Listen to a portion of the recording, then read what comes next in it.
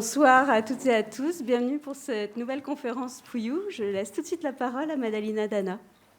Moi, je pensais que tu allais être plus longue.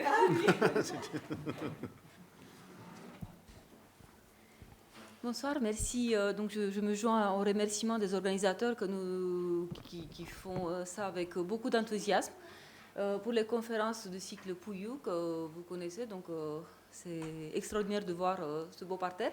Quelques étudiants qui sont obligés, bien sûr, de venir, donc pas le choix, forcément. Les autres sont par choix. Donc je ne pense pas vraiment qu'il soit nécessaire de présenter Richard Bouchon, qui est professeur à Lyon 2, professeur d'histoire et d'épigraphie grecque à Lyon 2. Mon cher collègue, donc directeur adjoint d'ISOMA, fraîchement élu directeur de la MOM à partir de l'année prochaine.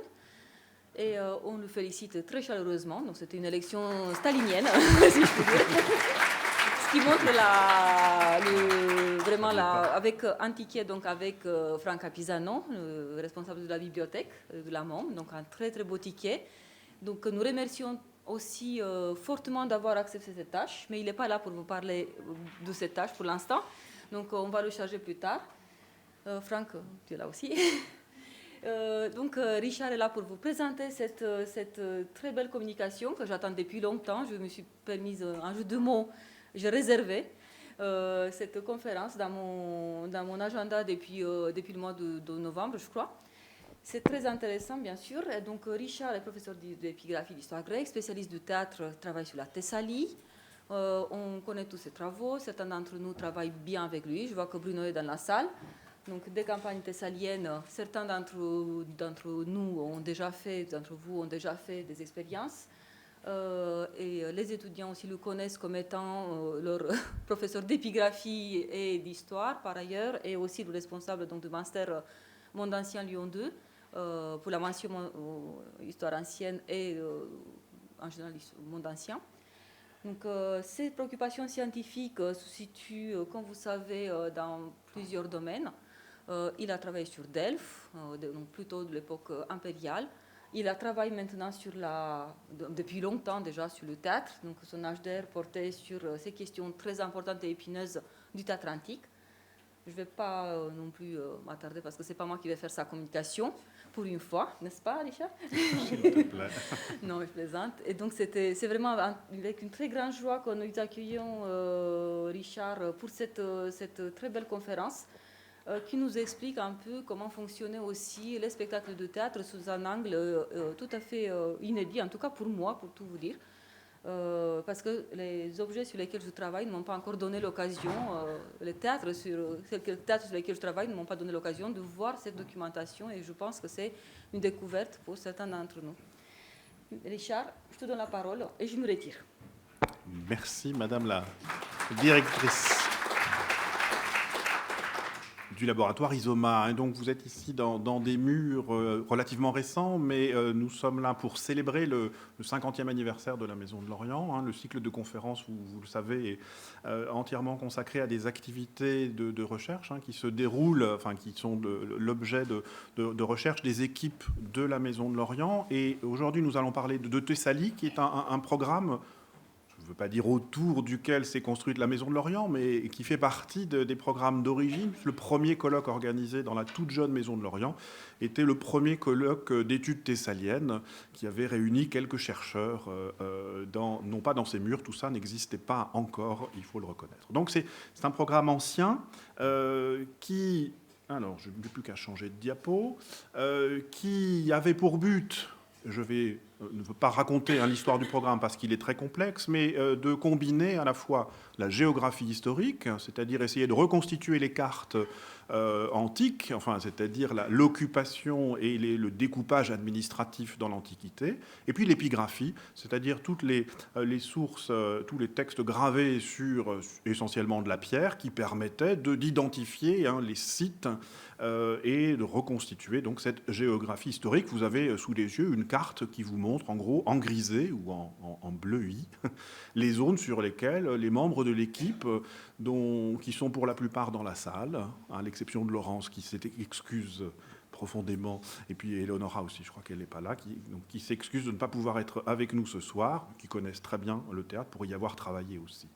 Mais ce dont je vais parler ce soir, qui concerne aussi la Thessalie, donc cette région marginale, un peu excentrée, mal connue des touristes, parce que c'est essentiellement 2 immenses plaines qui sont accablées de chaleur l'été, et qui est finalement juste un long couloir qui permet d'arriver jusqu'au météore dans le meilleur des cas pour les touristes, sont finalement assez peu visités parce qu'on y trouve peu, sans doute, de vestiges antiques qui attirent l'attention des touristes. Et pourtant, la ville de Larissa, la ville moderne de Larissa, qui a les qualités et les défauts d'une ville champignon, d'une ville qui s'est développée surtout à partir des années 50, eh bien, a un cœur sur son ancienne acropole assez intéressant, puisque s'y juxtapose, vous le voyez à gauche de l'image, le théâtre antique dont je vais parler ce soir, au centre la basilique du VIe siècle de Saint-Achille, dont il ne reste plus que les fondations. Devant, vous avez un bain romain tardif. Et puis à droite, alors il était couvert à l'époque, le marché ottoman couvert, le bazar, le Bezesten plus exactement, qui est en cours de restauration. Donc voilà le cœur de cette ville de Larissa, devant la nouvelle basilique de Saint-Achille, un petit peu au fond, et en contrebas, vous voyez la ripisylve du Péné, le fleuve Péné qui a son intérêt.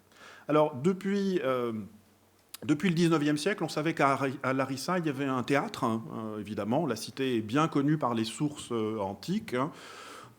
C'était une cité importante, mais dont les vestiges étaient mal connus. Sinon, quelques sièges, quelques gradins de théâtre qui portaient des lettres étaient encore visibles, ou étaient toujours visibles, au milieu du XIXe siècle. Et donc ce voyageur Hussing, en 1847, est le premier à reporter l'existence de bancs de pierre qui portent des lettres et qui manifestement sont là pour des artistes. Tekneitas, nous dit le texte, un texte à peu près reproduit avec un sens de la perspective qui est un peu particulier.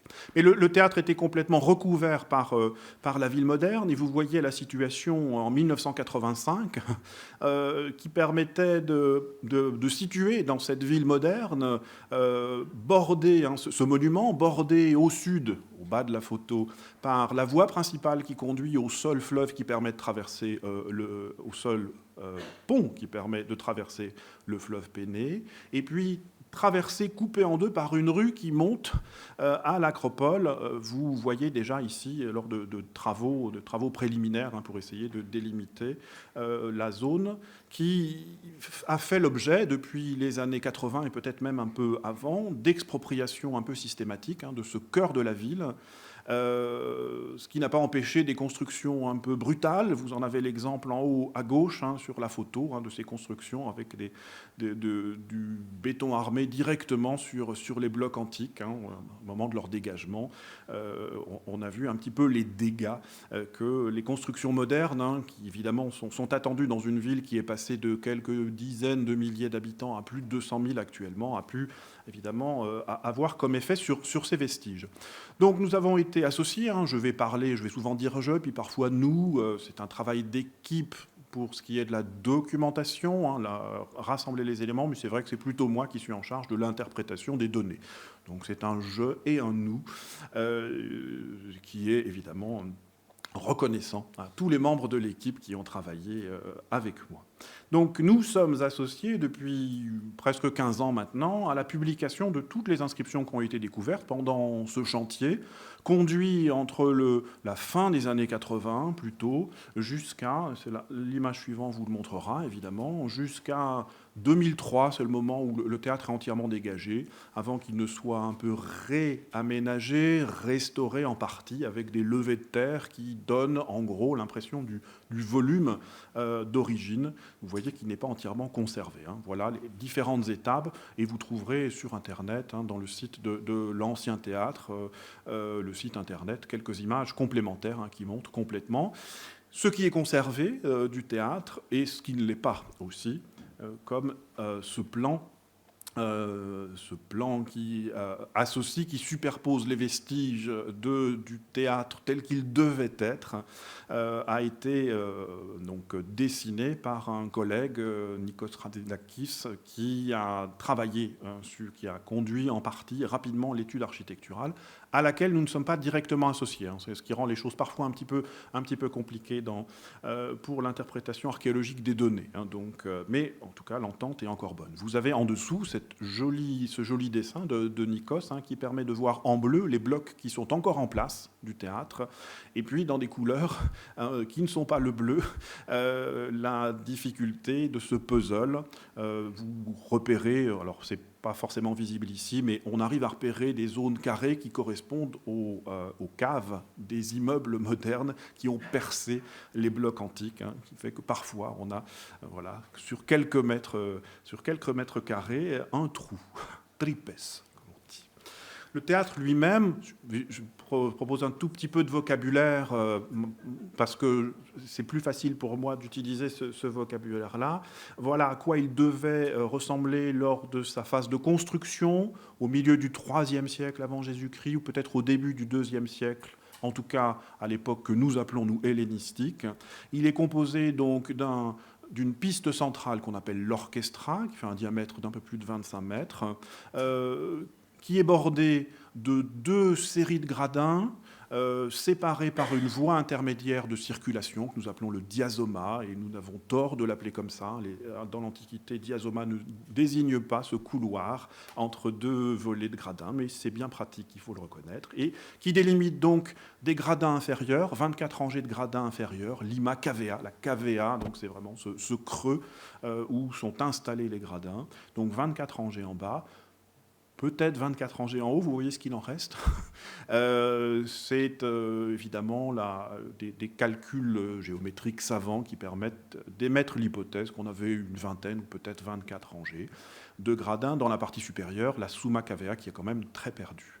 Et ces gradins sont séparés par des volets d'escalier qui permettent de délimiter ce que nous appelons des coins, des cunei. Le vocabulaire utilisé est celui du traité d'architecture antique de Vitruve en latin à l'époque de l'empereur Auguste, et on s'appuie sur ce vocabulaire qui n'est pas toujours, d'ailleurs, qui ne doit pas toujours correspondre aux usages dans la réalité.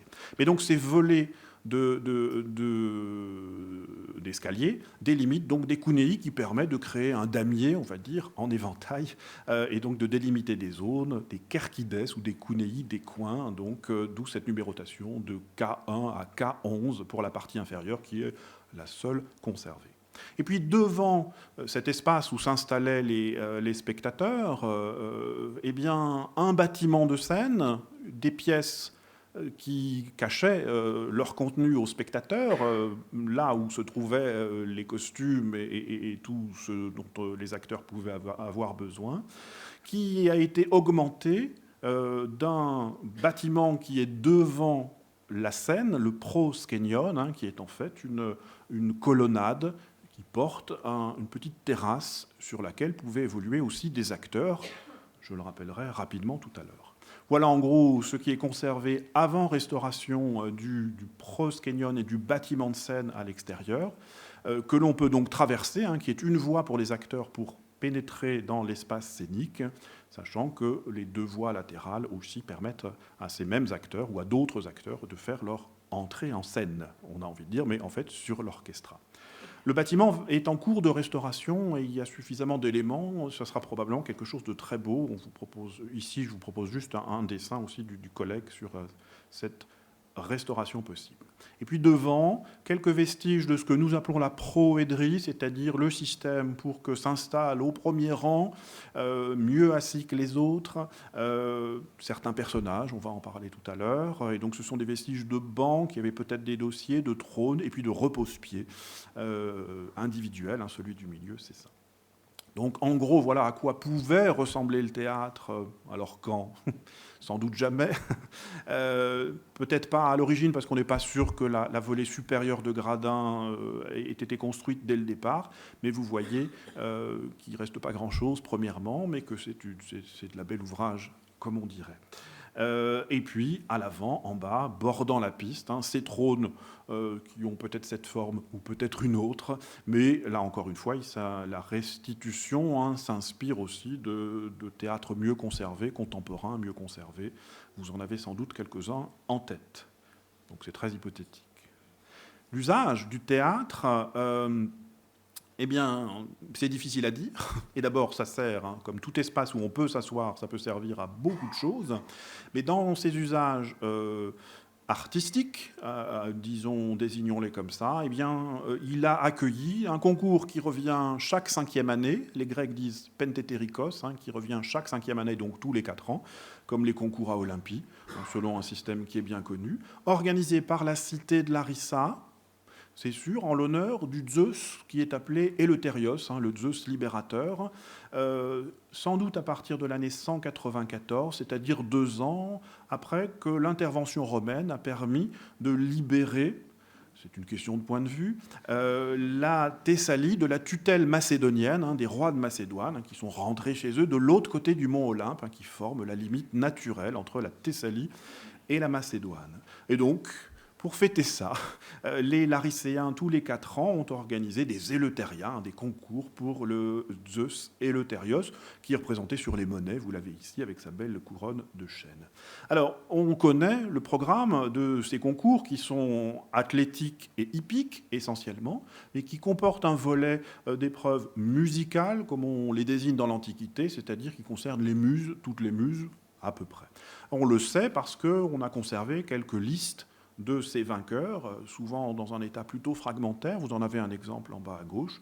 Et puis on connaît aussi par des palmarès de vainqueurs un peu plus tardifs, qui, là aussi, exposent, pas à Larissa, mais dans d'autres sanctuaires ou dans leur cité d'origine généralement, eh bien, la somme de leurs victoires. Et vous avez l'exemple du joueur d'Olos, double flûte, de Corinthe, qui s'appelle d'ailleurs Monsieur Corinthe, Cornélios Corinthos de Corinthe, et qui, à la fin du 1er siècle, affiche toutes ses couronnes remportées dans des concours de même catégorie que les concours de Larissa, c'est-à-dire dont le prix de la victoire est une couronne végétale. Ce sont des concours stéphanites sacrés, c'est-à-dire la catégorie 1, on va dire.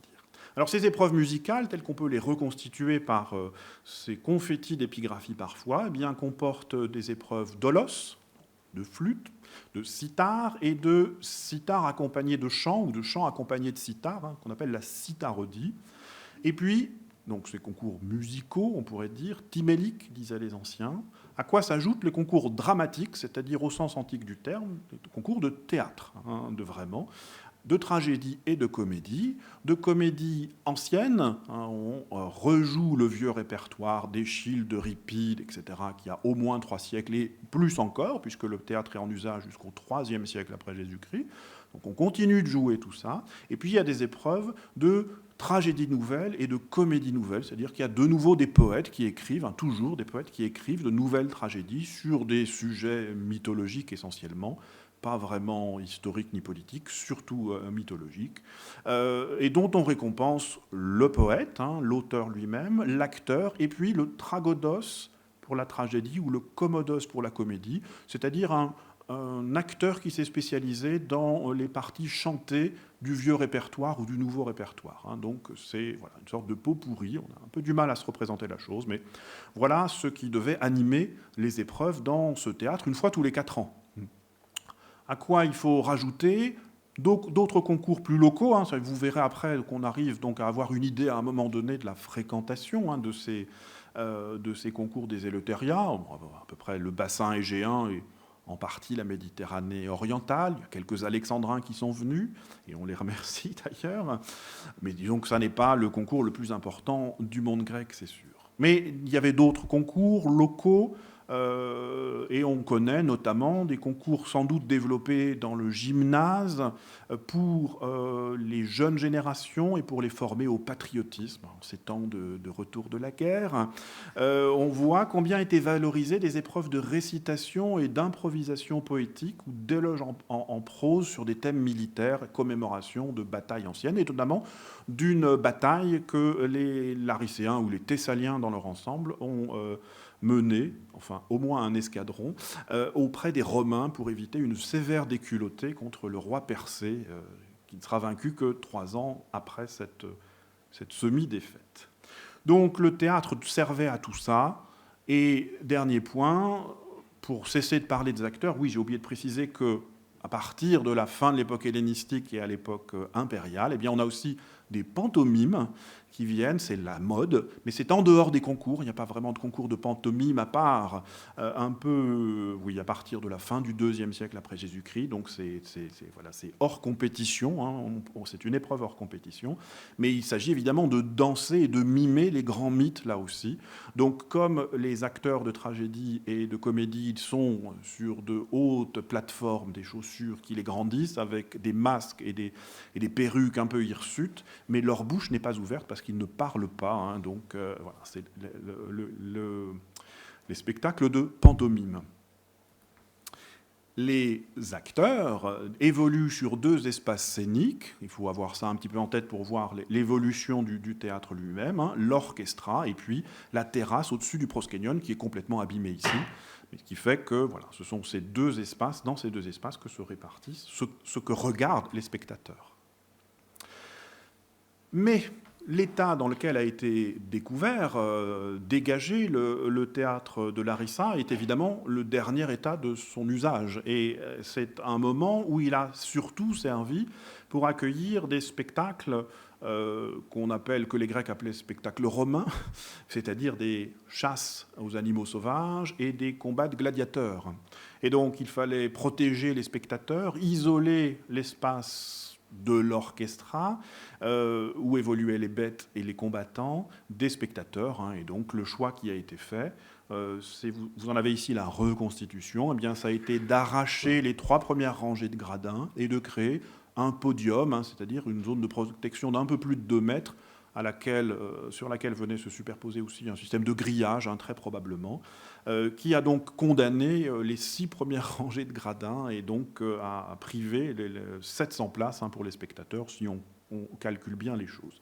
On en a encore les vestiges, vous le voyez. Effectivement, on sait qu'à Larissa, il y a quelques monuments funéraires qui montrent que des gladiateurs ont combattu et sont morts au combat, après des carrières plus ou moins prestigieuses. Celui du bas a eu plus de victoires, au moins 5, hein, 3 couronnes et puis des palmes. Les 2 autres, sans doute, étaient plus modestes. Alors, évidemment, la question qui se pose aux Larisséens, c'est celle que pose tout intellectuel grec du monde grec de l'Empire romain, c'est de la barbarie, évidemment, ce sont des pratiques romaines. Et on connaît très bien ce texte de Dion de Prusse qui, un peu avant Jésus-Christ, sans doute à l'époque de l'empereur Vespasien, eh bien, applaudit l'île de Rhodes, qui a su rester fidèle aux traditions et qui ne se laisse pas aller à la romanisation, la transformation en des mœurs romaines effrayantes, bien sûr, qui suscitent l'indignation. Les Athéniens eux-mêmes font pire que les Corinthiens. Les Corinthiens, à cette époque, hein, ce sont plus des Grecs, c'est une colonie, hein, donc comme à Lyon, ce sont des Romains qui ont été installés sur territoire grec, même si ce sont des affranchis souvent d'ascendance grecque. Mais enfin bref, ils sont romanisés. Et le pire, ce sont les Athéniens qui, malgré leur tradition et malgré le fait qu'ils se présentent comme les héros de la culture grecque, eh bien, accueillent dans le théâtre même où on a joué Échille, Euripide et Sophocle, des spectacles terribles où, dans l'orchestra, combattent des gladiateurs au point même qu'un combattant est massacré parmi les sièges même où le hiérophante et les autres prêtres trônent. C'est terrible, hein. La coexistence de ces 2 mondes, évidemment, choque une partie de l'opinion, mais pas l'ensemble de l'opinion, loin s'en faut. Malgré tout, la fouille a permis donc de voir que toutes ces transformations, hein, qu'on peut dater des années 180 après Jésus-Christ, sous l'empereur Marc Aurèle, hein, vous avez tous vu Gladiator, eh bien, ces faits, les travaux se sont conduits avec l'assentiment des dieux qui étaient célébrés dans le théâtre, hein, Zeus et Athéna aussi, puisque une longue inscription de 45 mètres, un long poème, est venu consacrer les travaux, expliquer, alors c'est un peu, non pas des confettis, hein, mais c'est encore un puzzle, mais ce que l'on en comprend, ce que Jean comprend, eh bien, c'est qu'il s'agit de consacrer les travaux qui installe de manière permanente une protection dans les spectacles organisés par les grands prêtres du culte impérial, ceux qui portent l'ornement de pourpre et d'or, avec l'assentiment ou sur-suggestion de Zeus et des conseils d'Athéna, c'est-à-dire les deux divinités qui étaient célébrées ici. Un beau poème avec des lettres de 25 cm de hauteur que les gladiateurs qui allaient s'entretuer avaient sans doute grand plaisir à lire avant le massacre, comme vous pouvez l'imaginer. Le texte est intéressant parce qu'il précise qu'à jusque-là, on se servait de pieds de bois, et c'est probablement une référence à un dispositif précédent, un premier dispositif qui était amovible, et qui permettait donc de créer un système de protection en fichant des poteaux et en créant un filet qui protégeait, qui séparait, qui isolait les gradins de l'orchestra. On a quelques traces de trous, de mortaises qui ont été creusés dans ce deuxième temps. Et c'est justement ce qui va m'intéresser, le cœur de la communication. Ce sont les noms qui ont été gravés sur les gradins, sur les sièges, parfois sur les repose-pieds. Alors les repose-pieds courants, pas les repose-pieds mobiles des trônes qui se trouvaient dans l'orchestra. Et puis, donc voilà un dessin, vous voyez l'abondance de ces inscriptions, gravées aussi, c'est plus difficile à représenter en plan, sur le front des gradins, c'est-à-dire derrière les genoux, avec ce cavet, ce recreusement qui permet de plier un petit peu les jambes et de ne pas être trop fatigué pendant des spectacles qui étaient sans doute considérés comme bien trop longs.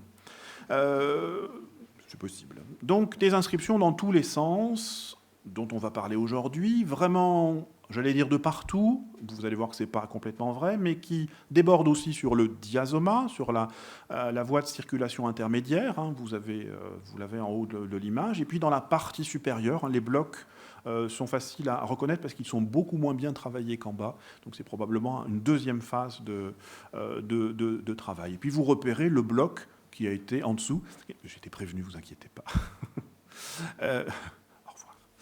Le bloc qui a été repéré dès le milieu du XIXe siècle, qui est toujours resté disponible.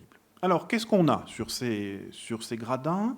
On a des emplacements des noms essentiellement. La gravure, vous le voyez, je ne peux pas non plus montrer les milliers de photos qu'on a pu faire, mais la gravure est sans doute le fait parfois de professionnels.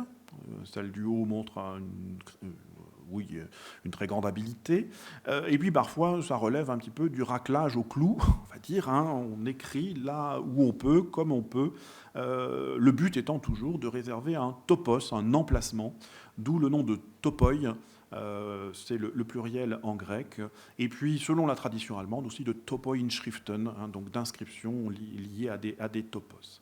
Donc, la gravure semble être à l'initiative des occupants, on pourra en discuter, et elle est faite, la gravure, le geste de graver, en tout cas, n'est pas centralisé par... il n'y a pas des artisans à l'entrée qui vous offrent, alors, et allez savoir pourquoi pas.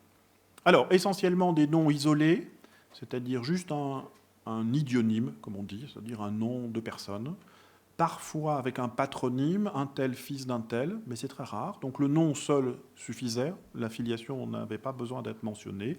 Et puis parfois des noms de famille, au sens où on pourrait l'entendre, c'est-à-dire pour des familles qui ont obtenu la citoyenneté romaine et qui donc se désignent aussi par ce qu'on appelle un gentilis, un nom gentilis, qui est très souvent celui de l'empereur par lequel ils ont obtenu ce droit particulier, ce privilège qu'est la citoyenneté romaine. C'est pour ça qu'on va avoir, à partir de Marc Aurèle, des aurelii, donc des aurelioi en grec, avrelii, plutôt si on le prononce comme il faut, et puis d'autres noms, les Domitiani aussi, qui n'ont rien à voir avec Domitien. Sont gravés aussi quelques noms incomplets. Là aussi, Phil, ça suffit. Alors, il y a beaucoup de noms qui commencent par Phil, donc on peut supposer qu'il savait de qui il s'agissait. À côté, il y a un escalier, donc il est certain que nous ne nous manque pas d'inscriptions. Quelques monogrammes faits, voilà, puis après, c'est vide. Et puis d'autres de ces monogrammes, en dessous, les graikeion, probablement, si je comprends bien ce qu'il en faut. Quelques combinaisons de lettres qui sont parfois faciles à déchiffrer. En bas à gauche, vous avez truffe, truffe, donc truffos, trufferos, trufférone. Bon, il y a plusieurs possibilités, mais c'est joliment fait. Parfois, c'est un peu plus abscon, et certains sont en cours de réflexion, et parfois, il n'y a que les 2 premières lettres, donc on peut hésiter sur des restitutions. Les places semblaient délimitées par des séparateurs, gravés par celui qui mettait son nom, essentiellement des palmes ou des feuilles de lierre, plus ou moins réussies, et puis parfois de simples petits traits. Il y a un espace dans la kerkis numéro 8 où on a sur 3 rangées superposées ces petits traits qui semblent peut-être, on pourra y réfléchir, qu'il ait pu exister des emplacements standards. Bon, c'est difficile à dire. En tout, une place, c'est la question évidemment que vous vous posez, vous qui êtes assis sur une place individuelle, individualisée, avec un vrai dossier, c'est à peu près 40 cm. On voit que le minimum, c'est vraiment 38 cm, donc ça devait déborder un petit peu, mais ce qui fait que certains ne réservent qu'une place. Je n'ose pas dire le mot réservé, on verra que c'est un tout petit peu plus compliqué. D'autres 2, et puis certains jusqu'à 15 places ou plus. Ce qui permet de faire un petit peu de statistiques. Le maximum, c'est 2 fois 15 places, mais c'est un cas un peu particulier. Voilà mon petit diagramme qui montre ce qui est le plus souvent réservé. C'est en gros pour 2 personnes à 5 personnes, avec quelques cas beaucoup plus spectaculaires, quelques unités, quelques-uns, qui réservent pour un groupe plus large. Et la question, évidemment, du groupe désigné par le nom d'un seul, est une question, pose un problème à laquelle je ne serai pas vraiment en mesure de répondre. On verra après. Évidemment, du point de vue de l'épigraphiste, l'intérêt, c'est que pendant plus d'un siècle et demi que le théâtre a servi de support de gravure. D'où la superposition et parfois le raclage qui permet d'utiliser le terme de palimpseste, c'est-à-dire de gravure d'écriture sur un ancien texte qu'on a essayé de faire disparaître en le grattant. Ce n'est pas toujours le cas. Alors, je vais vous montrer quelques cas, bien sûr, mais en gros, vous allez voir qu'on a parfois des manifestations d'une certaine stabilité dans le temps, avec des cas où on grave juste à côté ou en deuxième rang, en deuxième fil, le même nom. Donc on a cet Antigonos et vous voyez que, enfin vous voyez peut-être pas très bien, mais que manifestement la grande écriture, vous avez un grand nu ou un grand tau, tout ça n'est plus trop visible. Donc on est repassé derrière. Ça veut dire qu'évidemment ça n'a pas bougé et que personne n'a osé prendre la place d'Antigonos. Autre signe de cette stabilité dans le temps, le rajout ici au-dessus de l'epsilon, au-dessus du E, à gauche, en dessous, de ce monogramme alpha upsilon, O, qui montre que cet Oretianos, c'est-à-dire c'est un nom qui est formé sur le nom d'Eros, Erotianos, a obtenu la citoyenneté romaine, il est devenu Aurelius Erotianus. Alors, soit sur intervention de l'empereur, soit, comme tous les hommes libres de l'Empire en 212, sous l'empereur Caracalla, qui sont devenus citoyens romains, et à ce titre-là, qui pouvaient donc être prélevés. C'est évidemment une loi fiscale, c'est une décision qui a permis, en gros, quelque temps, de renflouer les caisses du fisc romain. Donc c'est probablement en 212 même que Erotianos a fait rajouter cet alpha upsilon, si il n'a pas obtenu ce titre, ce privilège un petit peu plus tôt, puisque Caracalla n'est pas le seul à utiliser le gentilis Aurelianus. Palimpseste parce qu'on voit des interventions par martelage, par polissage ou par remploi sélectif de lettres qui n'ont pas été effacées, qui montrent que c'est allé et c'est venu. Le texte a pu disparaître quand la place n'était plus réservée. Le cas du bas est intéressant parce qu'on fait disparaître un nom qu'on lit encore très très bien, Kokeios Didymos, joli nom. Mais comme le front est perdu, peut-être que lui a succédé un nom qui était gravé au-dessus et que le nouvel occupant a fait disparaître le nom de son prédécesseur. Mais ce n'est pas toujours le cas, vous allez le voir certaines fois. Mais là, vous repérez tout de suite par le caractère bigarré des lettres de la diapo du haut, enfin de l'image du haut, et bien qu'on a pu faire disparaître quelques lettres et donc faire se succéder des noms qui ne supposaient pas une regravure complète, qui est un petit peu étrange. C'était beaucoup plus simple de tout effacer et de reprendre à zéro, pour faire comme ça. Sur les fronts, donc derrière les genoux, c'est souvent plus compliqué parce que pour le coup, les lapicides, ceux qui utilisaient les ciseaux, eh bien, ont beaucoup fait disparaître. Et c'est beaucoup plus difficile. Ces inscriptions qui s'étirent très très longuement, on a du mal à distinguer la succession des lettres. Et on a souvent du mal à reconstituer des noms au milieu de tout ça. C'est plus simple quand il y a eu une simple variation du module des lettres. Ici, je ne sais plus comment il s'appelle, aliou quelque chose, eh bien, succède à un ménophilos, par exemple, dont vous n'avez que les deux premières syllabes. Et puis parfois, le graveur n'a même pas cherché à faire disparaître le nom précédent. C'est assez difficile de distinguer précisément dans l'enchevêtrement des deux noms qui sont en dessous sur ce petit gradin qui est d'ailleurs un peu abîmé. La succession, voilà l'exemple qui est le plus joli, on va dire. Ce Pius, là aussi c'est un nom latin, Peios, eh bien, lui succède un Héracleidou avec quelques rajouts un peu de ci, de là, pour reconstituer un nom. Alors, est-ce que ça veut dire qu'ils alternaient une semaine sur deux, un jour sur deux, une heure sur deux? Certainement pas, je ne crois pas. Alors, en tout, ça fait environ 700 noms qu'il a fallu reconstituer de près, d'abord en documentant, en photographiant autant que possible, avec une lumière la plus rasante possible. On a utilisé des réflecteurs, vous avez ici quelques-unes de ces manipulations, qui fait apparaître autant que possible les creux de ces lettres-là. Des missions qui ont lieu à la fin du printemps et au départ en été dans j'ai oublié de le préciser, c'est du marbre, un marbre magnifique, donc ça brûle l'arrière des mollets, c'est parfait, c'est vraiment une zone de réflexion et de bronzage terrifiant.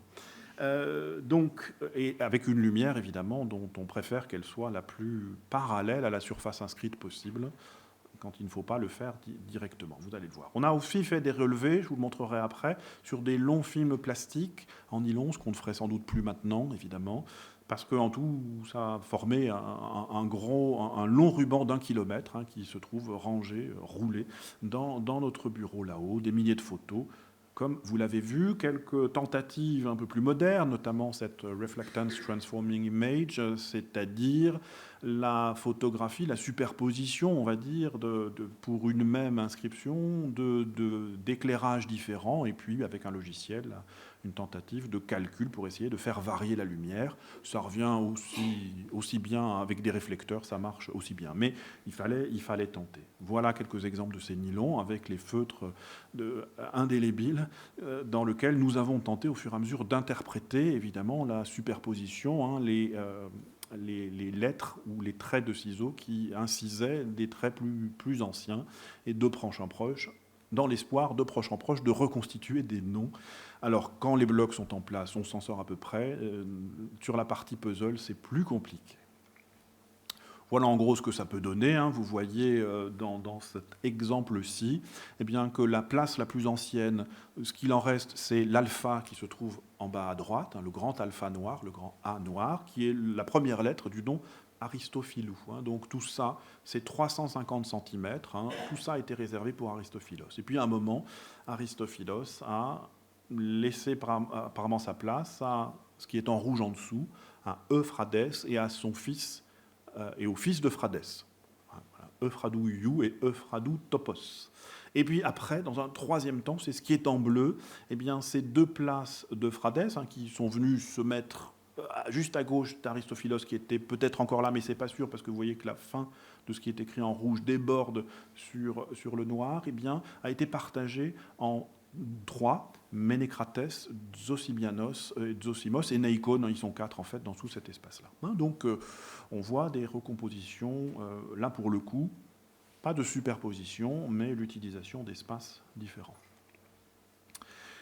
Résultat, voilà ce que donne un bloc courant, pour lequel on a du mal à distinguer les choses, mais on voit quand même qu'on a d'abord un agathopodos, agathopous, auquel succède un élanocrates, dont on a ici en rouge que les 3 premières lettres, Donc ça, c'est simple.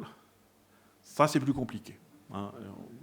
Voilà, donc on peut mettre des couleurs, mais malheureusement, ça ne donne pas grand-chose. Alors, en fait, si, on arrive quand même à sortir quelques noms dont on n'est pas toujours sûr, hein, il faut le reconnaître. C'est donc le matériel qu'il faut analyser maintenant, enfin qu'il faut interpréter plus exactement, ce qui n'est pas sans poser problème, vous l'aurez compris, parce que des inscriptions topiques, comme on peut les appeler en français, des inscriptions de topoi, eh bien, il en existe ailleurs qu'à Larissa. Je vais vous montrer tout de suite, hein, cette épigraphie des gradins, elle est assez commune dans la Grèce égéenne surtout, et jusqu'au Proche-Orient, bien sûr, plutôt d'époque impériale, comme c'est le cas ici, hein, le phénomène commence, on va dire, dans le courant du 1er siècle après Jésus-Christ. Donc, il y a beaucoup de dossiers, mais qui ne sont pas aussi complets que ceux de Larissa. Ils vont surtout montrer la présence de dépositaires de mandats politiques, surtout des prêtres et des magistrats, ce que nous appelons magistrats, c'est-à-dire des hommes politiques, mais c'est-à-dire dans un mandat politique, des groupes d'âge qui utilisent le gymnase, hein, les petits jeunes, les éphèbes, les plus vieux, les presbytéroi, hein, les encore plus vieux, des associations professionnelles, je vais en montrer un exemple, quelques délégations étrangères, hein, ils sont les bienvenus, et puis des noms de particuliers. C'est vraiment les grandes catégories qu'on retrouve de manière générale.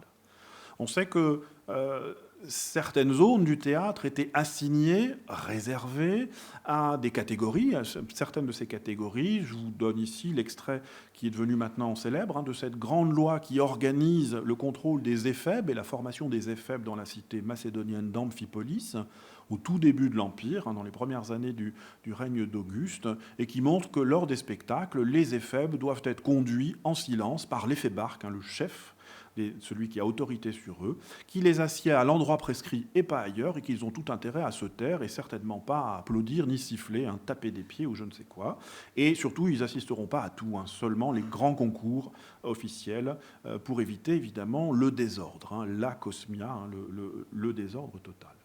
Donc, chaque communauté faisait sans doute ce qu'elle faisait. On peut supposer que c'est la même chose pour des éphèbes à Larissa. On n'en a pas trace sur le théâtre même, et probablement qu'à Amphipolis, pas plus qu'ailleurs, on a gravé la zone est réservée aux éphèbes, même si on en a quelques exemples parfois. Je prends juste rapidement l'exemple d'Athènes qui montre comment s'organise dans une cité, une des plus importantes bien sûr, la proédrie, les premières rangées qui sont organisées pour recevoir les officiels de la cité, magistrats et prêtres, qualité, hein, en leur qualité parce qu'ils exercent cette fonction. C'est ce qu'on peut voir ici. Le théâtre est très souvent visité et a été rajouté au devant, à la fin du IVe siècle peut-être, hein, il est difficile de dater précisément cet aménagement, mais des sièges, des trônes magnifiques, des sièges à dossier, au nombre de 70, auxquels il faut rajouter les premières rangées de gradins qui sont juste derrière et qui toutes portent des noms de fonctions sacerdotales.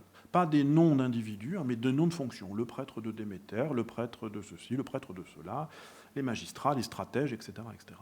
Donc, évidemment, pas besoin de regraver les choses puisque évidemment, la fonction change, mais la place reste réservée pour la fonction. Et au milieu, évidemment, trône le prêtre de Dionysos Eleutéros, puisqu'on est dans le sanctuaire de Dionysos, au pied de l'acropole d'Athènes.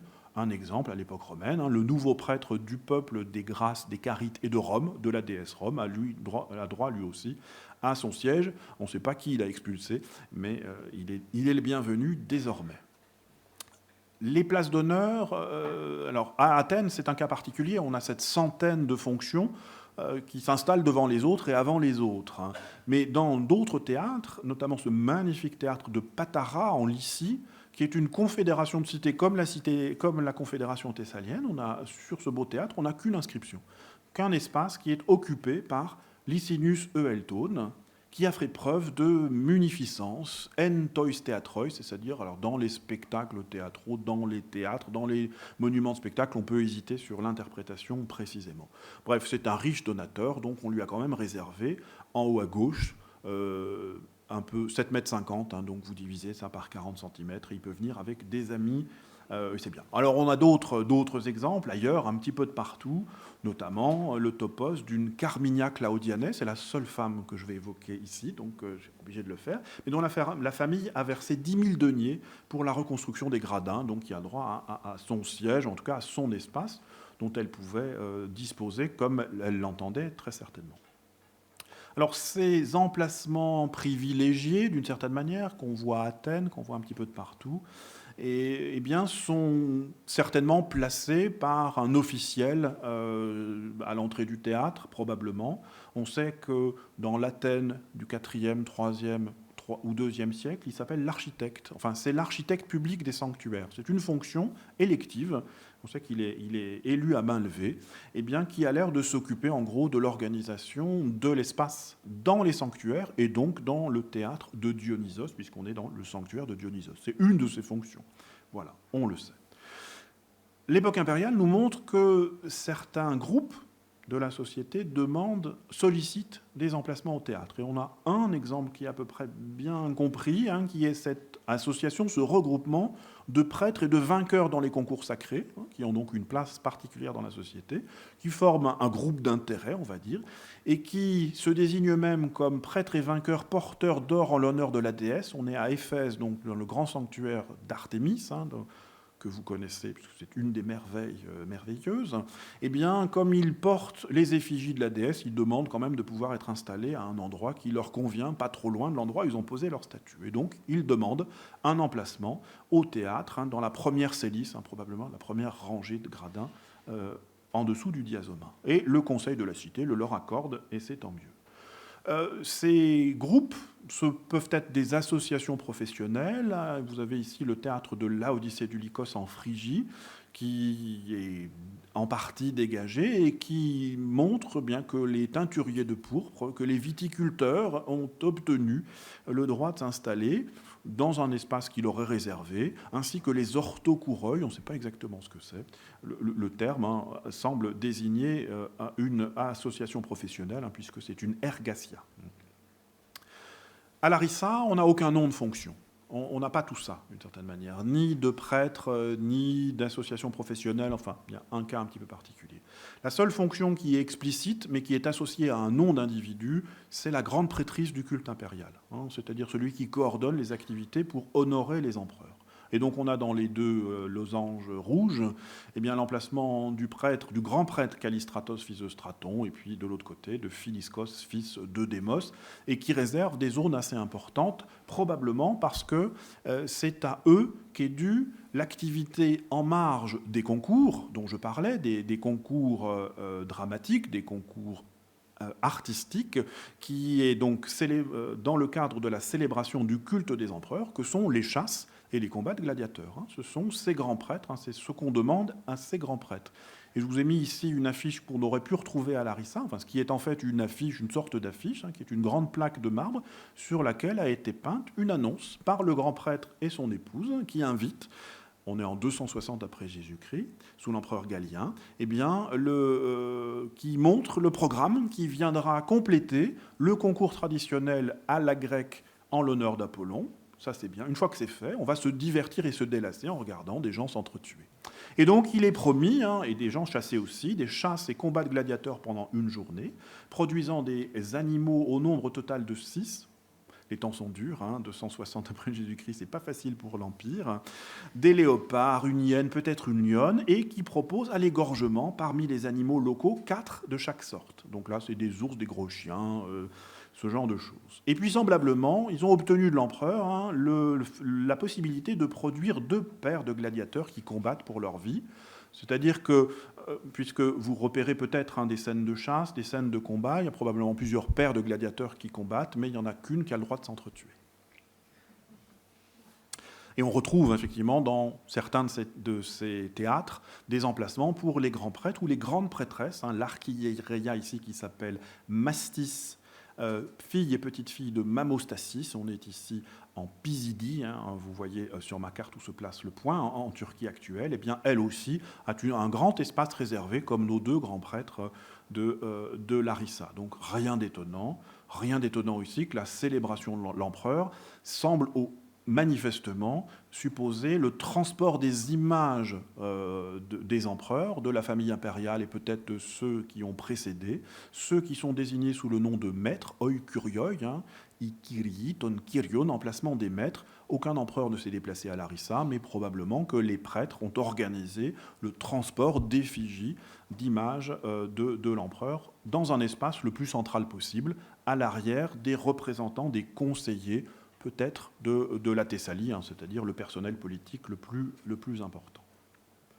Alors, je caricature un petit peu les choses, parce qu'en fait, on a quelques associations professionnelles, les technites, qui sont peut-être les artistes. C'est difficile à dire, parce que technite, ça veut dire artisan, ouvrier, donc on ne sait pas si ce sont des artistes eux-mêmes qui sont organisés en association. Eux sont à l'arrière, mais en position centrale, donc peut-être que ce sont les représentants de ceux qui ont délégué quelques-uns des leurs pour participer au concours. Hein. Ce n'est pas impossible. Et puis surtout, ça c'est une grande victoire après une grande difficulté pour comprendre ce qu'il en était, cet emplacement des kerarion, c'est-à-dire une orthographe un peu, mais attestée par ailleurs, des manipulateurs, on a envie de dire, qui sont en fait les entraîneurs aux épreuves athlétiques. Hein, qui ont le droit de tous s'installer au même endroit. C'est mon petit hexagone sous le numéro 4. Autre point d'étonnement, c'est que finalement, on a un nombre important hein, sur les gradins de Larissa, eh bien, de mentions d'ambassadeurs étrangers, parfois joliment gravés. C'est le cas des gens de Trikala, l'actuel Trikala. Les Trichéones, les Trichéi plus exactement, sont en bonne place, quasi en position centrale. Alors j'ai remis des étiquettes, c'est une vieille diapo, hein, un moment où on essayait de comprendre comment fonctionnaient les choses, mais on voit ici par leur multiplication aux deux extrémités, hein, bien que c'est probablement ces délégations étrangères n'étaient pas toutes très bien loties, parce qu'on voit un peu moins bien quand on est à l'extrémité, dans la première et la dernière Kerkis, et c'est pourtant là que les Athéniens, notamment, ont été installés. Alors, petite carte qui est vraiment très vilaine, mais qui vous montre, là, en gros, qui envoie des délégations lors de ces concours en l'honneur du Zeus, parfois se prolongeant dans des spectacles de gladiateurs, bien sûr. On montre le réseau de Larissa, essentiellement en jaune, les cités de Thessalie, et puis après en orange, des cités ou des délégations envoyées de la Bithynie, au nord, de l'Asie, de la province romaine d'Asie, hein, des gens qui viennent d'Éphèse, de Smyrne, ou que sais-je encore, d'Athènes, de la baie aussi de Delphes, on a des Delphiens, peut-être des anciens dépendants de Sparte, c'est tout au sud, de Nicopolis, la cité fondée par Auguste Octave après sa victoire sur Cléopâtre et Marc-Antoine. C'est ce qui est le plus à l'ouest possible.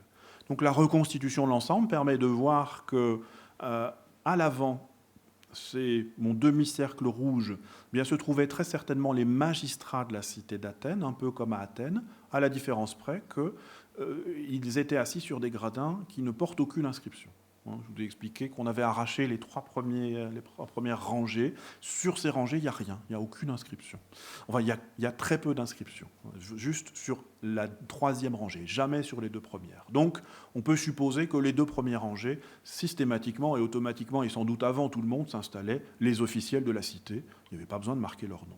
Derrière, et puis sur le côté, en bleu, aux ailes, comme un papillon, les délégations étrangères, qui sont classés par ordre géographique. Hein. On a des gens du sud, des gens du nord. Il faudrait regarder ça d'un tout petit peu plus près.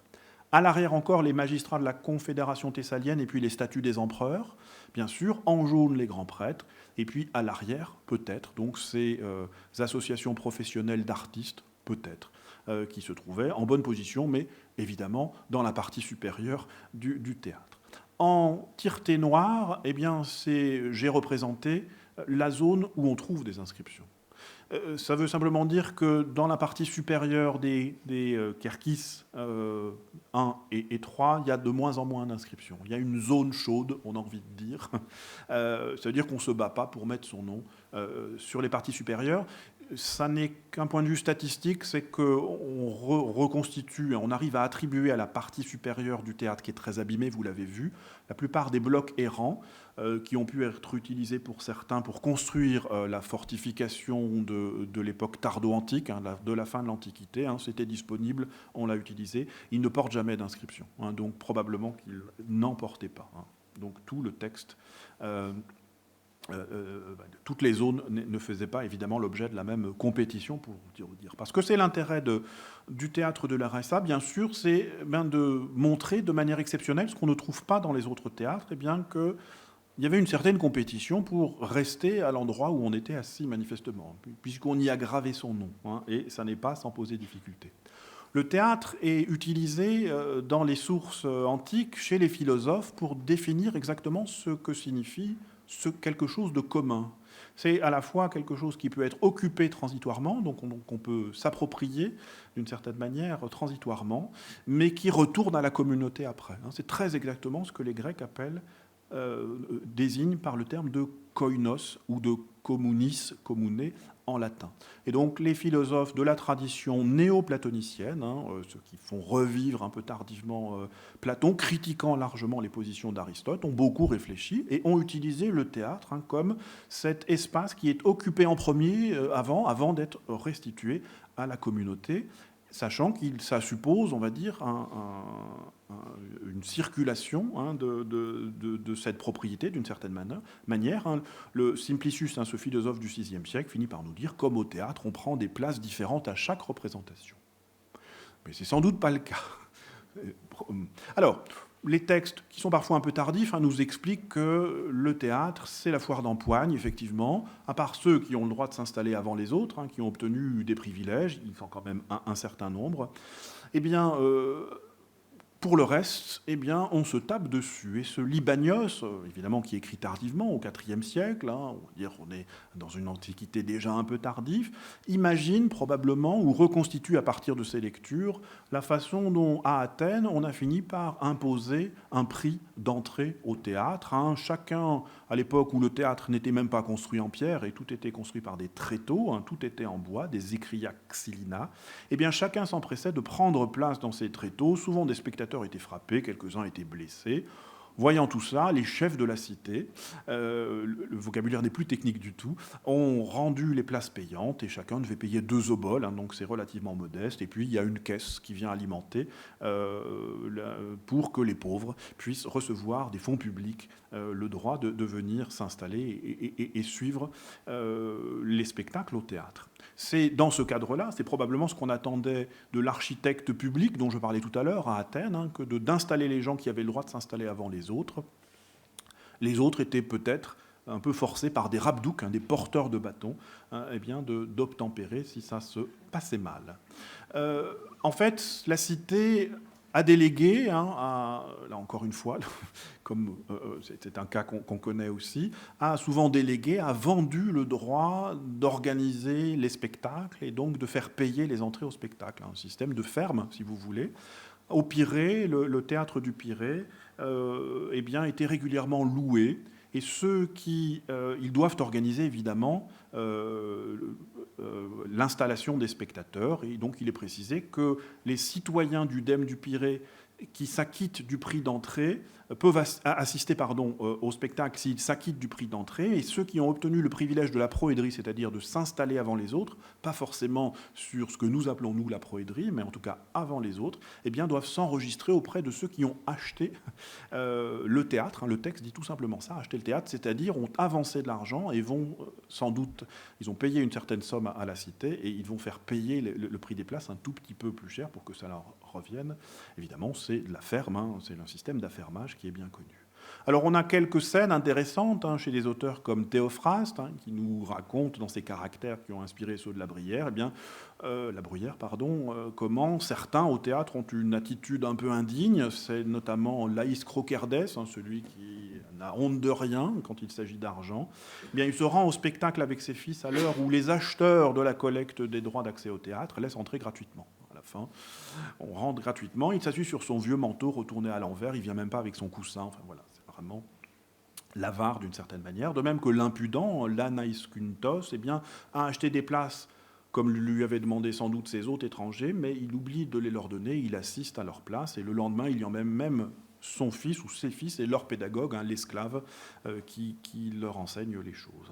Donc on voit bien comment la cité ne s'occupe pas forcément du service d'ordre et de l'installation des spectateurs, mais que ça peut être fait aussi par des sociétés privées, disons les choses comme elles sont. On a très peu d'éléments en fait sur l'installation dans les gradins courants. On a ce théâtre de Djerach en Jordanie actuellement, où dans la partie supérieure, on a une numérotation continue de 1 à 278, qui laisse supposer évidemment, tout étant inscrit sur le devant des sièges, eh bien, qu'on pouvait imaginer un système de jetons où chacun pouvait prendre une place telle qu'elle avait été achetée. Mais matériellement, archéologiquement, les jetons même qui ont été découverts, beaucoup doutent que les jetons que nous connaissons soient des jetons de théâtre. En fait, voilà, il y a une grosse difficulté pour croiser tout un tas de petites pièces qui pourraient être en lien avec le théâtre, mais c'est impossible à prouver et ça peut avoir d'autres usages. Donc matériellement, on ne sait pas exactement comment ça se passe. Sinon qu'à Athènes, on voit sur le devant de ces gradins ces lignes régulières qui semblent diviser cet espace-là. Alors ça fait une quinzaine de centimètres, donc on ne met pas des personnes de petite taille, mais ça doit probablement permettre de délimiter des zones pour des spectateurs qui ont acheté un droit, c'est assez possible. À Larissa, ils sont de partout, j'allais dire, et probablement que le fait de s'installer et de graver son nom permet de stabiliser cette société. C'est évidemment la conclusion à laquelle j'arriverai. Parce que la question qu'on peut se poser, c'est est-ce que cet espace, et puisqu'on a tous les noms à Larissa, est-ce qu'il nous donne une image de la société telle qu'elle est organisée avec sa hiérarchie, on va dire. De même que les textes nous apprennent qu'à Rome, Auguste, lors de l'installation de l'Empire, eh bien, a essayé de resserrer les boulons d'une société qui partait un peu à volo, en essayant de donner l'illusion qu'il contrôlait tout et en imposant dans le théâtre, les théâtres et les amphithéâtres de Rome, mais pas au cirque parce que c'est trop grand, eh bien, que les spectateurs reflètent exactement l'organisation hiérarchique de la société romaine, une société d'ordre, avec au premier plan les sénateurs, à l'arrière les chevaliers, ceux qui ont de l'argent, mais qui ont fait le choix de faire du commerce et de ne pas rentrer dans la vie politique, et puis derrière d'autres catégories, tout au fond se trouvant évidemment les femmes, bien sûr. Voilà. Alors, les spécialistes de l'histoire romaine montrent que dès qu'on quitte Rome, ça ne marche plus du tout comme ça, c'est vraiment pour donner un peu le chance à l'empereur, lui faire plaisir. Dans la partie orientale de l'Empire, c'est beaucoup plus compliqué, c'est beaucoup moins ordonné, même si on a quelques traces pour des anciens consuls, des anciens sénateurs, ou des sénateurs, etc., qui ont là aussi des sièges réservés, mais peut-être pas forcément en leur qualité d'empereur. Surtout, on voit quelques traces dans ces gradins, eh bien, la présence d'esclaves publics qui viennent alors boucher les trous. Vous voyez ici dans cet enchevêtrement un peu complexe quelques dèmes, c'est-à-dire des démosioi, des esclaves publics qui s'appellent Huginos, Maximos, Eutuches ou Ctéson, qui, alors là, les trois du bas, ils se partagent vraiment un petit mètre, donc ils ont dû se serrer un petit peu, mais Ctéson, qui est ici en position bien centrale, il a tout un espace. Donc c'est probablement un esclave privilégié, un esclave public, c'est-à-dire qui travaille pour la cité, donc il a probablement une position qui nous permet en tout cas de comprendre que cette hiérarchie ne se retrouve pas dans les théâtres grecs. Alors, au milieu de tout ça, avec cette abondance d'exemples, toute petite étude pour terminer sur une famille dont on peut reconstituer, et peut-être en espérant qu'elle soit, mais ça n'est pas complètement vrai, exemplaire, paradigmatique de la façon dont ont été occupés ces espaces et ces gradins, dans la Kerkis numéro 8, qui n'est pas trop mal conservée, mais dans laquelle se trouve le grand prêtre, donc vous repérez à peu près la zone. On arrive à voir, vous voyez mon code couleur, en bas, vous avez les gradins les plus en bas, et en haut de l'image, les gradins les plus en haut, donc je n'ai pas inversé le sens. Et la couleur rouge indique des noms de membres d'une même famille, la couleur bleue d'une même famille, vous l'avez compris.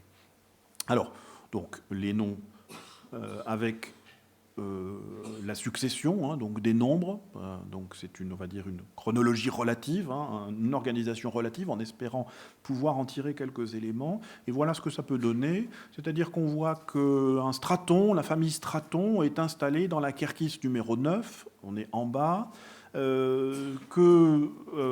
À un moment, eh bien, Ulpius Callistratos qui finit par prendre le nom d'Ulpius Callistratos, eh bien, s'installe en tant que grand prêtre dans la Kerkis numéro 8, qui est probablement traditionnellement celle des grands prêtres. Et qu'à ce moment-là, eh bien, cette proximité et l'étude onomastique des noms permet de voir qu'à proximité, dans cette même Kerkis, se trouvait une autre famille, des Marquillis, et que probablement la fille de l'un a épousé le fils de l'autre, qui permet de voir qu'à la génération suivante, eh bien, une branche de la famille est restée dans la Kerkis numéro 8, mais que le reste de la famille, des cousins, des frères, des beaux-frères, qu'en sais-je, est retourné dans la Kerkis numéro 9, dans la Kerkis d'origine, on va dire, et qu'en revanche, une autre partie de la famille s'est retrouvée, plutôt, les descendants de l'union de ces deux s'est retrouvée dans la Kerkis numéro 3, de génération en génération. Donc on voit,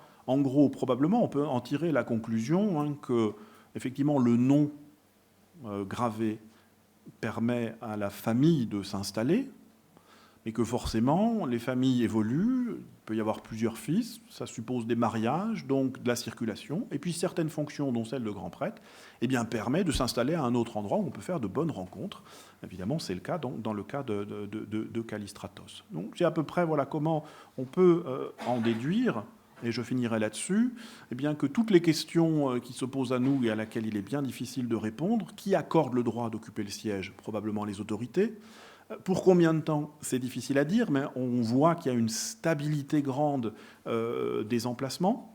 On a quelques éléments qui permettent de voir que les familles ont tendance à rester sur place, qu'il y a des zones qui sont moins attractives que d'autres. Je parlerai de zones chaudes et de zones froides. Et puis qu'il y a des contraintes matérielles qui font que, par exemple, les travaux du podium en 180 et la suppression des 6 premières rangées a reporté vers l'arrière, ça on le voit à peu près, évidemment, pas tout le monde d'ailleurs, mais un certain nombre de personnages qui d'ailleurs en partie ont financé les travaux. Et que la grande prêtrise, cette fonction en particulière, eh bien, a pu là aussi bouleverser un petit peu les choses. Mais c'est au sein des familles, et ça c'est pour nous difficile à évaluer, des recompositions de ces unités familiales qui sont tout l'enjeu et qu'on a du mal à reconstituer, le fractionnement, l'épuisement de ces familles, au bout de quelques générations, s'il n'y a que des filles ou pour telle ou telle raison, il n'y a plus de famille, le nom peut être occupé par quelqu'un d'autre et c'est difficile évidemment de le signaler. Pourquoi graver son nom? Je ne vais même pas vous lire ça parce que, en fait, j'en sais rien. Probablement que ça permettait malgré tout de signaler le fait qu'on était là. C'est une tautologie. Je veux dire, on met son nom et donc son nom est là. Probablement un peu de compétition et il faudrait évidemment regarder ça, de manière plus systématique. En tout cas, je vous remercie avec ces quelques images de toute l'équipe de la Thessalie, les doctorants qui nous ont accompagnés il y a déjà maintenant une dizaine d'années dans cette documentation et je réponds à vos questions si vous en avez. C'est tout.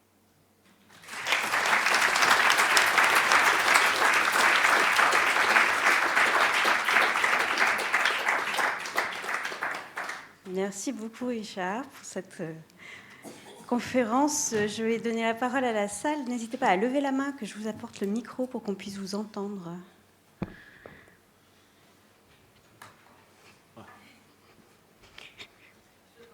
Merci, Madalina, de commencer la question. Mais merci infiniment, Richard, de cette présentation, parce qu'effectivement, on connaît les inscriptions sur les différentes topoi, mais le cas de Larissa est assez exceptionnel. Et ça nous permet de voir aussi de l'histoire sociale grâce à cette recomposition des places, ce qui est extrêmement intéressant aussi. Et donc, une question, parce que tu as répondu partiellement, mais c'était une question qui prolonge un peu ta réflexion. Tu parles des autorités qui donnent le droit, donc tu as parfaitement expliqué, et qui donnent le droit d'occuper la place. Mais est-ce qu'on a quelque part une indication sur comment est née cette pratique d'inscrire le nom?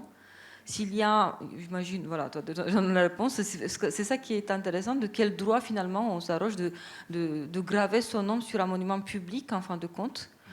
Donc c'est une question que je me pose. Et j'aurais juste une deuxième question, dont je te laisserai après le temps de répondre.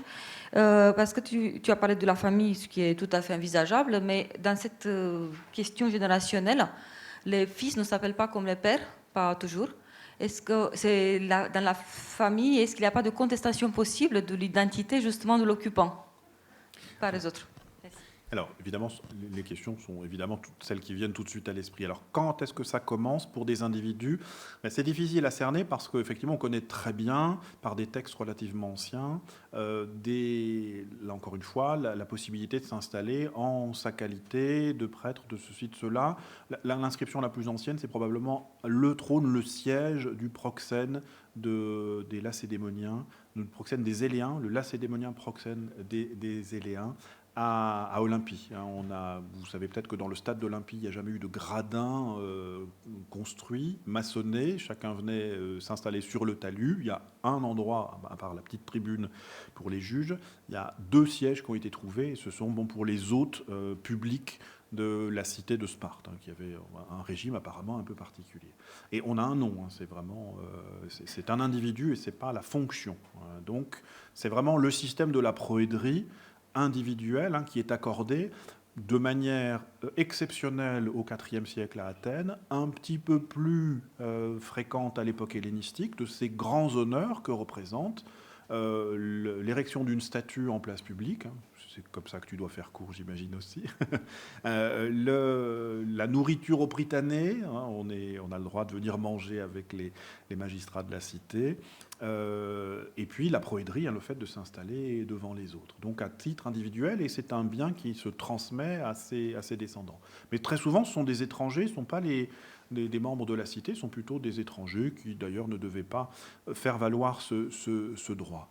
D'un autre côté, à Delphes, par exemple, la cité de Delphes accorde systématiquement la proédrie. Or, il y a plus de 1200 décrets accordant la proédrie. Si tous ont envie d'aller au spectacle, ils sont tous installés avant les autres, c'est-à-dire qu'ils remplissent largement l'espace du théâtre. Donc on peut espérer qu'ils ne viennent pas tous à ce moment-là. Et puis, on a solution de continuité dans la documentation. Et là, tout d'un coup, à Larissa, mais pas simplement à Thasos aussi, on a comme ça, ou à Stobie, en Macédoine, on a comme ça, dans quelques théâtres, plein de noms d'individus, de particuliers. Pourquoi ? Comment on est passé de l'un à l'autre, c'est-à-dire la cité qui accorde le droit aux gens dont elle reconnaît l'utilité publique, d'une certaine manière, le droit de s'installer avant les autres, à la fossilisation dans l'espace d'emplacement par les citoyens. Est-ce que ça nous dit quelque chose de ce que devient la cité à ce moment-là, l'État, on a envie de dire, d'une certaine manière? Probablement. On est dans des organisations un peu oligarchiques, évidemment. Il y a une compétition sociale qui existe très certainement, c'est tout à fait probable, mais on ne sait pas ce qu'il déclenche véritablement. Et surtout, on ne sait pas ce à quoi ça succède, parce qu'il est tout à fait possible que de toute façon, il y ait déjà eu un système qui permettait aux gens de s'installer de manière régulière dans un espace qui ne peut pas être trafiqué comme un théâtre à l'italienne avec des loges qui sont occupées par des familles. Non, c'est un espace à peu près uniforme que le théâtre grec. Et on recrée de la hiérarchie, probablement, ou de la stabilité sociale dans cet espace un peu trop uniforme, c'est sûr. Et là, la présence des esclaves publics est un peu troublante, il faut reconnaître, on ne simplifie pas les choses. Et j'ai oublié ta deuxième question. Pardon, c'était sur les générations, s'il n'y avait pas des questions. Alors effectivement, bien sûr, puisque le nom est le nom d'un individu, son fils, alors ça arrive de plus en plus fréquemment, mais normalement ne porte pas le même nom. Alors ça, c'est une vraie difficulté, sauf que quand on arrive à peu près à voir les choses, on voit l'alternance. Un rang plus bas, on a un nom dont on sait qu'il est probablement un nom de la même famille, et probablement celui du fils. Donc il semble que dans la même zone, on reste dans la même zone, voilà, mais si le père n'est plus là, ne forme plus une cellule familiale, il est occupé par un autre.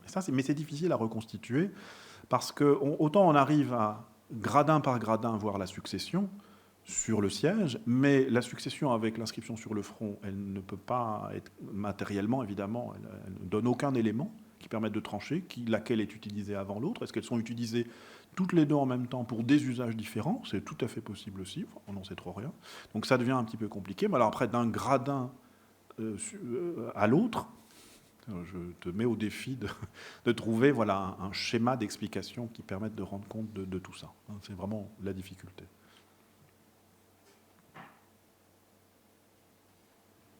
Catherine. Ah ben non, pas Catherine. Je vous remercie pour la qualité de votre exposé. Vous avez présenté la région de Thessalonique comme peu touristique. Cependant, le tombeau de Philippe de Macédoine est quand même un instant très privilégié pour les amateurs d'archéologie. Et donc, je pense qu'il faut le souligner. J'ai une autre question. On est dans la période des martyrs chrétiens. Est-ce que vous avez la notion qu'il y a eu des martyrs dans ce théâtre ? Alors, je réponds tout de suite à votre première objection. Vous faites saigner mon cœur parce que justement, Thessalonique n'est pas en Thessalie. Et voilà, c'est la Macédoine. C'est l'occupant. En revanche, Thessalonique porte le nom d'une Thessalienne. C'est la victoire des Thessaliens et c'est le nom d'une épouse de Philippe, effectivement, du roi de Macédoine. Donc c'est tout à fait normal. Mais voilà, c'est justement, vraiment, on passe toujours derrière la Thessalie et derrière la Macédoine. Et je vous invite à venir en Thessalie, mais pas en été, enfin, je crois. C'est moi ce que tu en penses, Nikos. Pour les martyrs, oui, la question est très intéressante.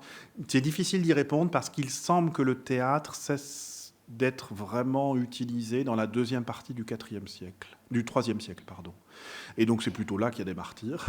Donc on ne peut pas faire correspondre une exécution publique et les jeux qui s'y sont déroulés. Mais c'est assez possible parce qu'on a mention de quelques martyrs dans une église du 5e siècle qui remonte en une table avec mention de martyrs à proximité à Sicourio. Je ne sais pas si mon collègue grec sait où c'est. Et là, il est possible, tout à fait possible, que ce soit dans le théâtre de Larissa qu'ils aient été mangés par des chiens locaux, parce que je pense qu'à cette époque-là, il devait avoir du mal à récupérer autre chose que ce genre de bête. Mais la question se pose, mais c'est probablement parce que le théâtre semble, et la ville semble beaucoup moins importante à ce moment-là, qu'on n'associe pas ni la tradition locale, n'associe pas des martyrs importants, comme c'est le cas en Asie mineure, dans des cas qui sont beaucoup mieux attestés. Donc c'est possible, mais on n'en a pas d'attestation.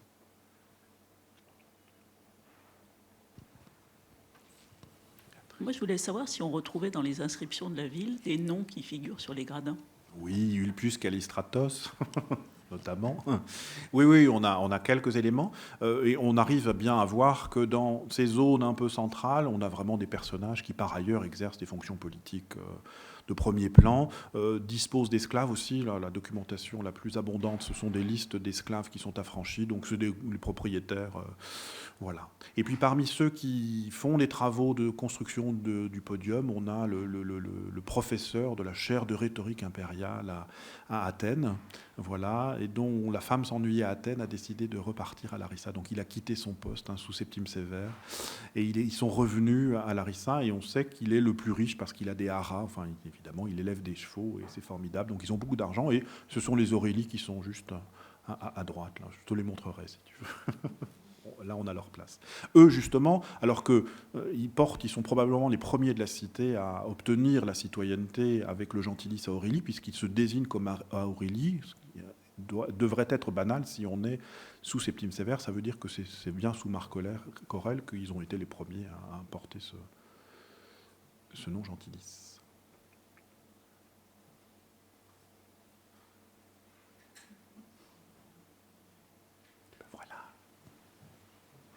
Il semble qu'il n'y ait plus de questions. Donc nous allons pouvoir clore cette soirée. Si vous voulez rester sur la Grèce et cette façade de la Méditerranée, je fais un peu de pub pour des collègues, puisqu'il y a le festival latin-grec qui commence demain et jusqu'à samedi sur Lyon. Consultez le programme, je ne le connais pas. Il a déjà commencé puisqu'il y avait une conférence concurrente. Un peu concurrente d'un collègue juste à côté à l'université. Mais le programme officiel, c'est du 19 au 22. Et sinon, si vous préférez traverser la Méditerranée vers le sud pour aller un petit peu en Égypte, je vous invite le mois prochain pour la prochaine conférence Pouillou qui parlera des instruments antiques en Égypte. Hippo. Voilà. Merci beaucoup.